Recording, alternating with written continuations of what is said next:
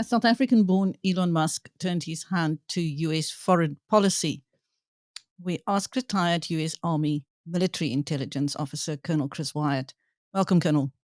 Hey, Chris, thanks for the warm welcome. It's good to be back and talking U.S. politics, one of my favorite subjects. Now, Musk has apparently met with a leading Iranian official. What does that mean, Chris? Well, maybe the Iranians will be trading in Doge cryptocurrency soon. It's a fair question. I don't think anybody knows. That came as a bit of a surprise to everyone. Of course, we've heard endlessly that Elon Musk and now Vivek Ramaswamy are going to cut the fat out of the federal budget. And I wish them luck, but only 18 cents on the dollar is actually discretionary spending. And half of that is for defense. So really not much they can cut out of the budget. But seeing Elon Musk having talked to foreign officials came as a bit of a surprise to folks on this side of the Atlantic, to say the least. And on this side as well. Now, apparently some people in Trump's inner circle find him somewhat overbearing and accuse him of acting like he is the co-president.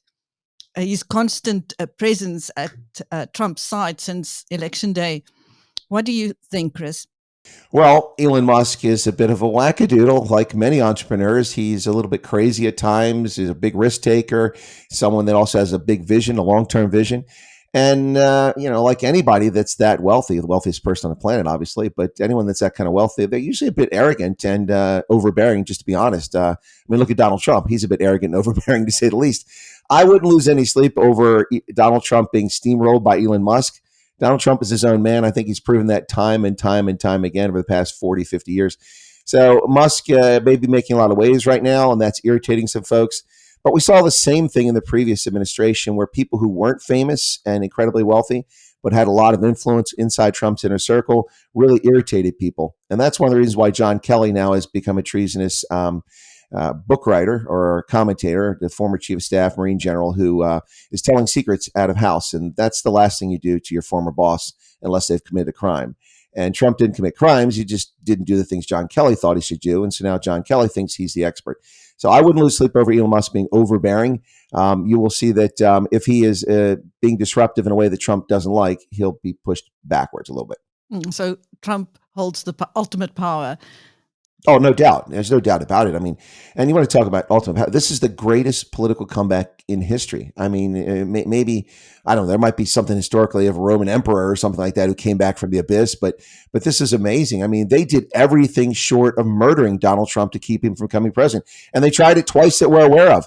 What folks don't realize, I have worked with the Secret Services, there are other attempts on the president's life that don't come to the public's attention because they aren't done in public and they aren't apparent. But who knows if there have been other attempts on him. They've done everything. And the man he's like a Timex watch. He takes a licking and he keeps on ticking. Chris, what, as a former intelligence operative or intelligence officer, what do you think of Trump's appointment of Tulsi Gabbard as Director of National Intelligence? Well, as a conservative here in America and someone that grudgingly votes as a Republican because there aren't really other options, I have to say that I've never been a fan of Tulsi Gabbard, so I have to put that out there first so you know where I'm coming from, in the interest of full disclosure. Not that there's anything wrong with her. She's a lieutenant colonel in the reserves, and she served honorably as a military officer and as a patriot, and she served in Congress as a Democrat. But she's also one of those abrasive personalities at times, although she's toned it down a bit lately.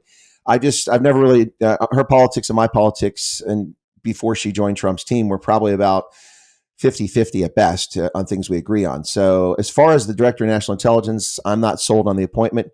I'm not so sure it's the right one, but there's a number of these appointments that have gotten my attention. I've kind of like gasped and I'm a bit surprised.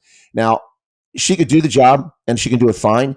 I'm just saying that I knew that the Democrats would attack her and RFK, among others, and Elon Musk. And do you really want to burn all your political capital on that appointment when there's something more appropriate for her? She should have been the ambassador to the United Nations instead of Elise Stefanik. Elise Stefanik is much more useful and valuable to this administration in the House of Representatives, where she's a pit bull.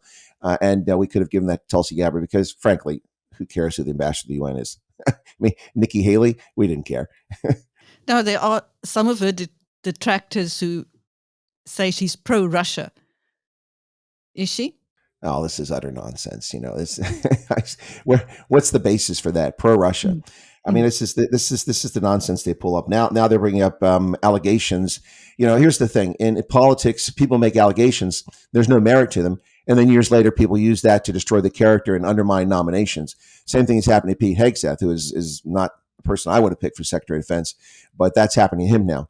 So no, I don't see her as being pro-Russian. I don't know where that comes from. They try this. She's pro-Syria. This is utter nonsense. The guy that's pro everything over there is Joe Biden. No scrutiny there. I mean, this guy is fueling a proxy war now in which hundreds of thousands of people have died, and virtually no complaints from the political left. They're fine with that because it's their team. That's the bottom line. These are attacks on Tulsi Gabbard because she's not part of their team. My differences with Tulsi Gabbard are policy related, and in this position, it shouldn't be an issue. But I mean, I wouldn't have picked her. I would have put her elsewhere. Now, Chris, so much has been said about this election outcome. What hasn't been said that should be said? If anybody knows, it's you. Well, it hasn't been said overseas, and we're talking to a South African audience by and large. And so I think it needs to be repeated there to overcome the legacy propaganda media that you have in South Africa. This was a thumping. This was a hiding. This was a resounding victory across the board, across demographics, across age groups. Donald Trump, we were told, was going to get slaughtered in the youth vote. He nearly captured the youth vote. We were told that women weren't going to vote for him, that she had a 16-point lead just days before the election. The difference in men and women in the country is 57-40 or 53-47. That's 6 points. That's negligible. I mean, there's more women than are men to begin with. So, I mean, that's negligible.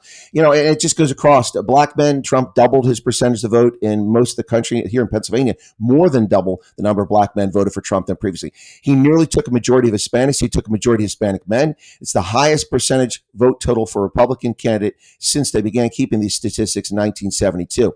He won with Jews, which is impossible. American Jews vote 85% against Republicans, against their best interests, regardless of who the candidate is. And he did very well there. He improved across the board. He won 31 of the 50 states, and every one of those except for Michigan and Wisconsin, he was over 50%. In a presidential election, if you get 50 plus one, that's an incredible outcome because it's just that tight in our country. This was a resounding success. He just wiped the slate. What hasn't been said a lot is that his coattails didn't really help a few candidates. It did help a few Senate candidates. But for instance, here in Pennsylvania, Dave McCormick has won the race, although they're still trying to fight that. They're election deniers there in the Democratic Party. I love using that on them now. They like to play that game. But Dave McCormick has won this race. It is going to an automatic recount, but there's no way that the count gets overturned with the difference he has. But that one is one where McCormick really didn't get the coattails because Trump won the state by 53-47. And so you think Dave McCormick could have got her 50%, but he's below 50%. But I would say what's not being said about this is that Donald Trump won this race because Donald Trump, ironically, despite being a billionaire and a man with an ego the size of the Ganges River and a man who is coarse and crass and brass and bold, despite all the things he does to irritate people, Donald Trump resonated with the majority of American voters. Make no mistake, Pennsylvania had a 70% plus turnout in our election. That's unprecedented. And he won decisively here. Donald Trump kicked tail, not only in places that are historically conservative, but in the entire country. Every state in the country except the state of Washington, where it's negligible, it's less than a third of a 0.3 or something like that. In every state, the entire state went right towards Trump. And in fact, in left-leaning states that are historically for the past 30 years, all Democrat, like California, Oregon, even Washington and New York, Trump surged. He gained 12% more of the vote in California and in New York. He did the same in Florida, but that's the place he already had. It's unbelievable. Virtually every county in America went Trump. Every county. Listen to that. Every county. That's insane. And this is a upsetting year when it comes to elections. The BDP lost the right to vote or right to rule in Botswana. They've been tossed out in the air in a stunning rebuke with only 4 seats left in parliament from 30 plus. They've been thrown out. We've seen the guys thrown out in Madagascar this past week. And wait for SWAPO. Their turn is next. Of course, the ANC lost power, but they're able to hold on as a plurality party. But it's an epic year in elections around the world. And SWAPO, you're next on the list. Meanwhile, the African National Congress would like the US to keep its nose out of South Africa's affairs. What do you say to that? Well, it depends what affairs they're talking about. The South African government has signed up to the Africa Growth and Opportunity Act, which is a trade deal, which is not really a trade deal. It's just preferential treatment for African countries that claim to abide by good governance standards, which they voluntarily enter into. South Africa is not eligible for AGOA. We've talked about this before briefly. They have violated the terms of AGOA and should have been kicked out of it. Now, that would have an impact on South Africa's automobile industry in particular, its wine industry. And, if they want us out of their business, then stop taking our money and our hundreds of millions of dollars, $750 million every year to pay for antiretrovirals and HIV treatment and a host of other things. If you don't want us in your business, then don't take money from us. You're taking plenty of money from Tehran and from Beijing. Just go there and get it. That's what I have to say. Now, Chris, the US has been losing influence on the African continent. Do you think Trump is going to do something to turn that around, or does he have other more important countries to deal with? Well, that's an interesting point, and that's come up a lot in the news since the election. A lot of analysts are saying that. And it's a statement of fact. The Biden administration has been the worst administration for U.S.-Africa relations than my living memory. I don't remember any administration has neglected the continent as much as Africa. And I can tell you from an anecdotal perspective, because I do consulting for the U.S. government frequently, and everything that I was doing consulting-wise for the government completely disappeared 2.5 years ago. What happened?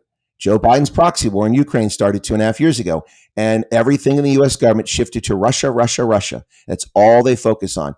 There is a bit of a focus on China in Asia, but that's just because the Chinese are attacking Philippine Coast Guard vessels and the Taiwanese and things like that. If it wasn't for that, everything would be Russia. So they're not paying any attention to Africa. We've seen it. Embassies are understaffed. They have ambassador positions being vacant for months on end, not because the Senate doesn't confirm the ambassador, because they don't even nominate somebody. They have neglected the African continent entirely. Into that vacuum where China's already been present is China. They're having a big impact in Africa, and it's not in the least bit surprising.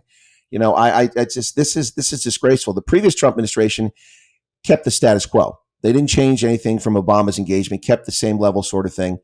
They did try to disengage a little bit from the Sahel, the counterterrorism fight, in a more focused manner, which was probably smart. But we've completely lost influence in the Sahel with this administration. They're clueless, they're inept, and they're useless. And they sent Ambassador Brigady to South Africa, and they decided to make a big stink about the Lady R, and they weren't willing to come forward with why they know what was really on the Lady R. Well, if you're not going to be able to publicly tell people what was really going on and just make allegations, that doesn't help. So the ineptitude of the Biden regime has been ever present and apparent across the continent of Africa, and it's done long-lasting harmful effects to Africa. So to answer your question, anything Trump does for Africa would be an improvement over Biden, for starters. I don't think there'll be major engagement in Africa, but I will put a caveat on that. Elon Musk is an African-American, and Elon has interest in South Africa. So if Elon has the ear of Trump, which he does, and he puts a little earworm in Trump's ear about Africa or South Africa, then we're likely to see some action in Africa. Short of that, there's no work for me in the Trump administration because I'm the Africa guy. Thank you. That was Col Chris Wyatt, retired U.S. Army military intelligence officer, speaking to BizNews about all the developments since the U.S. election, which Donald Trump won by a huge landslide. Thank you, Colonel Wyatt. It's my pleasure, Chris. Thanks a lot. We'll catch you next time.